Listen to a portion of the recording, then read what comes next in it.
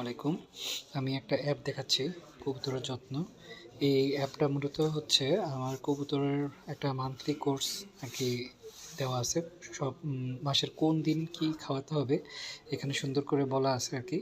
তো যেমন আজকে 5 তারিখ, তো আজকে আজকে থেকে শুরু হবে হচ্ছে এটা B+C অথবা বি কমপ্লেক্স। এটা হচ্ছে যেটা ছবি দেওয়া আছে B54, এটা যদি হয় 5 ml প্রতি লিটারের জন্য। এখন যার যত কবুতর বা যত লিটার পানি হয় সে ওইভাবে দিবে। B+C যেটা, এটা হচ্ছে 1 ml প্রতি লিটার। তো এইভাবে আছে আর কি। তো এইভাবে যদি পরের দিন আবার সেমভাবে আসবে, এরকম করে একদম 30 দিন 31 দিনের জন্য এখানে প্ল্যানটা বলা আছে। তো এই রুটিনটা ফলো করে কন্টিনিউ, যার কারণে হচ্ছে আমার কবুতর দেখা যাচ্ছে যে স্বাস্থ্য আল্লাহর রহমতে ঠিক থাকে। কম রেস্ট দিলেও এদের ডেলিভারি বা কোয়ালিটি সব কিছুই মোটামুটি আল্লাহর রহমতে এখন পর্যন্ত ঠিক আছে। আর যে রোগবালাইগুলো সাধারণত কবুতরের বেশি হয়, ওই রোগবালাইগুলো হয় না।